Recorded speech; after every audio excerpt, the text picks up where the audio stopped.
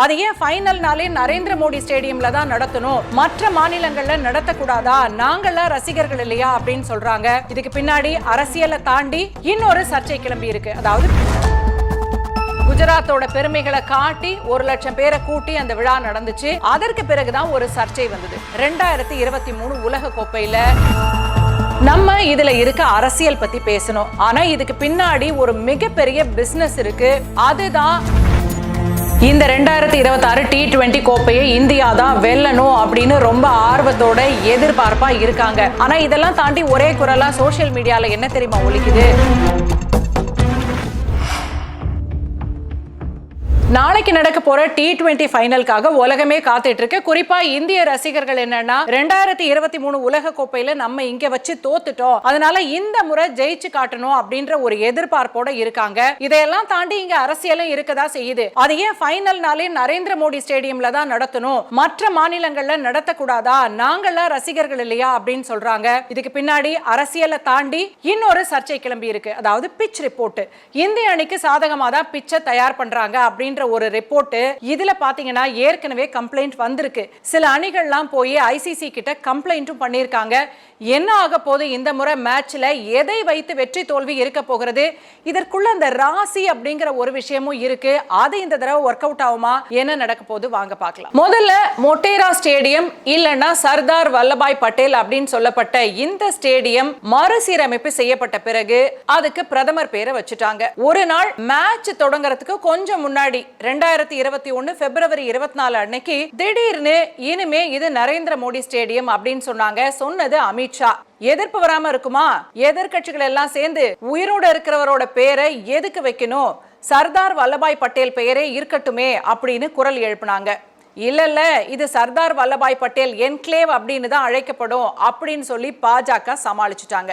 நரேந்திர மோடி ஸ்டேடியம்ல பாத்தீங்கன்னா ஒரே சமயத்துல 1,32,200 பேர் உட்கார்ந்து மேட்ச் பார்க்கலாம். அதனால ஃபைனல்ஸ் நடத்துறதுக்கு இது ரொம்பவே சரியான இடம்னு வச்சுக்கோங்களேன். அது மட்டும் இல்ல, உலகத்திலேயே இதுதான் பெரிய கிரிக்கெட் மைதானம். மற்ற ஸ்டேடியம்ல இருக்க மாதிரி ஃப்ளட் லைட்லாம் கிடையாது. இங்க வந்து அந்த ரிங் ஆஃப் ஃபயர் உள்ளேயே LED லைட்ஸ் வச்சிருக்காங்க. அதனால இங்க லைட்டிங்கே வித்தியாசமா இருக்கும். பார்க்கவே மேட்ச் ரொம்ப அழகா இருக்கும் சொல்றாங்க நேர்ல பார்த்தவங்க. அது மட்டும் இல்ல, எவ்வளவு மழை பெஞ்சாலும் மழை பெஞ்ச 30 நிமிஷத்திலேயே தண்ணி வடிஞ்சிரும், திரும்பவும் மேட்ச் நடத்தலாம். நாமெல்லாம் மேட்சுக்கு போனா மழை பெஞ்சா மேட்ச் நின்னுடுமோன்னு நினைப்போம் இல்லையா?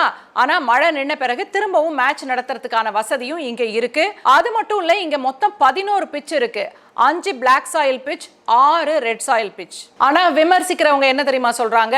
800 கோடி ரூபாயை இந்த ஒத்த ஸ்டேடியத்துக்காக செலவு பண்ணி இவ்ளோ பிரம்மாண்டமா வைக்கணுமா? மற்ற மாநிலங்கள்ல எல்லாம் ஏற்கனவே இருக்கே. சென்னையில MA சிதம்பரம் ஸ்டேடியம் இருக்கு, கல்கத்தாவுல வந்து ஈடன் கார்டன்ஸ் இருக்கு, வான்கடை மைதானம் இருக்கு மும்பைலன்னு சொல்லிட்டு அதையெல்லாம் காட்டுறாங்க. இருந்தாலும் குஜராத்துக்குன்னு ஒரு அடையாளம் வேணும்னு அவங்க ஆட்சியில இருக்கும்போது ஒரு ஸ்டேடியத்தை கட்டதனை செய்வாங்க. இருந்தாலும் விமர்சிக்கிறவங்க பாயிண்ட் ஆஃப் வியூல என்ன தெரியுமா? 800 கோடியே விளையாட்டு வீரர்களுக்கான நலன்களுக்காக செலவு பண்ணியிருக்கலாம். இன்னும் வேறு எத்தனையோ வசதிகளை செஞ்சு கொடுக்கறான். ஒத்த கிரிக்கெட் மைதானத்துக்கு 800 கோடியான தொடர்ந்து விமர்சனங்கள் பின்னாடி இருக்கதான் செய்யுது. இந்த மைதானம் தயாரான உடனே பிரம்மாண்டமா ஒரு நிகழ்ச்சி நடந்தது. உங்களுக்கு எல்லாம் நினைவு இருக்கா என்னன்னு தெரியல. நமஸ்தே ட்ரம்ப். ட்ரம்ப்பை வரவழைச்சு குஜராத்தோட பெருமைகளை காட்டி 1,00,000 பேரை கூட்டி அந்த விழா நடந்துச்சு. அதற்கு பிறகுதான் ஒரு சர்ச்சை வந்தது. 2023 உலக கோப்பையில இந்தியா அந்த இடத்துல வச்சு தோத்து போச்சு. அதுல இருந்து ரசிகர்களுக்கு அரசியல் பத்தி எல்லாம் கவலையே கிடையாது. பயங்கர கோவம் வந்துருச்சு. பனோட்டி, ராசி இல்லாத மைதானம், இங்க ஃபைனல்ஸ் நடந்ததுனால தான் இந்தியா தோத்துச்சு அப்படின்னு சொல்லி எல்லாருமே கோபமா இணையம் முழுவதும் திட்டி தீர்த்துட்டாங்க. ஏன்னா நம்ம இந்திய கிரிக்கெட் ரசிகர்களை பொறுத்த வரைக்கும் அவங்கெல்லாம் அந்த ஒரு கிரிக்கெட் அப்படிங்கிறது அவங்க வாழ்க்கையோட ஒரு அங்கமா பாக்குறாங்க.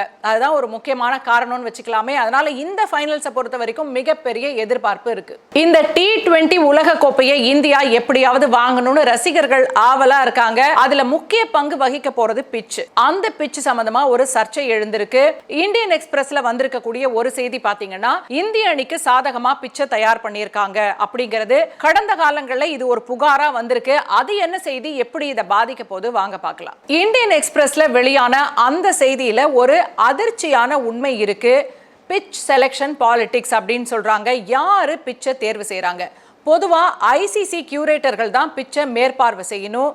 ஆனா இந்தியன் எக்ஸ்பிரஸ் கொடுத்திருக்கிற ரிப்போர்ட் படி BCCI மேலிடம் தங்களுக்கு சாதகமா பிட்சை தேர்வு செய்யணும்னு அழுத்தம் கொடுக்கிறதா அதுல சொல்லப்பட்டிருக்கு. ஒரு புது பிட்ச்ல மேட்ச் நடக்கிறதுக்கு பதிலா ஏற்கனவே விளையாடின பிட்ச்ல மேட்ச் நடத்த சொல்றதா அந்த செய்தியில போட்டிருக்கு. ஏன்னா அது இந்திய ஸ்பின்னர்களுக்கு சாதகமா இருக்குமா. 2023 உலக கோப்பையின் போது இதே சர்ச்சை எழுந்துச்சு. ஆஸ்திரேலியா நியூசிலாண்டுன்னு 2 அணிகளுமே திடீர்னு பிச்சை மாத்திட்டாங்கன்னு ஐசிசி கிட்ட போய் புகார் தெரிவிச்சாங்க. இந்த முறை ஐசிசி கிட்ட புகார் தெரிவிக்கலாம். ஆனா அங்க இருக்கிறது நம்ம ஆளு ஜெய்ஷா தான். ஐசிசில அவர் சேர்மனா இருக்காரு. ஏற்கனவே பாத்தீங்கன்னா இவர் பிசிசிஐல இருக்கும் போதே சர்ச்சை எழுந்தது. இவர் மத்திய உள்துறை அமைச்சர் அமித்ஷாவோட மகன். அதனாலதான் இவருக்கு அந்த பொறுப்புன்னு இப்ப அவர் ஐசிசிக்கே போயிட்டாரு. நம்ம இதுல இருக்க அரசியல் பத்தி பேசணும். ஆனா இதுக்கு பின்னாடி ஒரு மிகப்பெரிய பிசினஸ் இருக்கு. அதுதான் மற்ற மாநிலங்களுக்கு இன்னும் எரிச்சலை அதிகப்படுத்தியிருக்கு அப்படின்னே சொல்லலாம். ஒரு ஃபைனல் மேட்ச் அகமதாபாத்ல நடந்தா குஜராத் மாநிலத்திற்கு எவ்வளவு லாபம் தெரியுமா? மேட்ச் அன்னைக்கு மட்டும் விமான கட்டணங்கள் அகமதாபாத்துக்கு வர்ற விமானங்கள்ல பல்லாயிரம் ரூபாய் உயர்ந்துடுது. அதை கேள்வி கேட்க யாருமே இல்ல. அது மட்டும் இல்ல, ஒரு நாள் இரவு தங்கறதுக்கு 1 லட்சம் ரூபாய் கூட வசூலிக்கப்படுது. அதை கொடுக்க கிரிக்கெட் ரசிகர்கள் தயாரா இருக்கிறாங்க. ஹாஸ்பிட்டாலிட்டி பிசினஸ் மூலமா மட்டும் அந்த ஒரு வாரத்துல 500 கோடியில இருந்து 800 கோடி ரூபாய் வரைக்கும் குஜராத் பொருளாதாரத்திற்கு வருமானம் கிடைக்குதாம். இதெல்லாம் தாண்டி எதிர்க்கட்சிகள் ஆளக்கூடிய பஞ்சாப், கேரளா, குறிப்பா நம்ம தமிழ்நாடு சிதம்பரம் ஸ்டேடியம்ல எல்லாம் மேட்ச்னா அப்படி ஒரு கூட்டம் வரும். எங்க மாநிலங்களில் போதுமான மேட்ச் நடக்கிறது இல்லைன்னு புகாரே தெரிவிச்சிட்டாங்க. இதெல்லாம் ஒரு பக்கம் இருக்கட்டும். ஆனா கிரிக்கெட் ரசிகர்களை பொறுத்த வரைக்கும் என்ன தெரியுமா நினைக்கிறாங்க?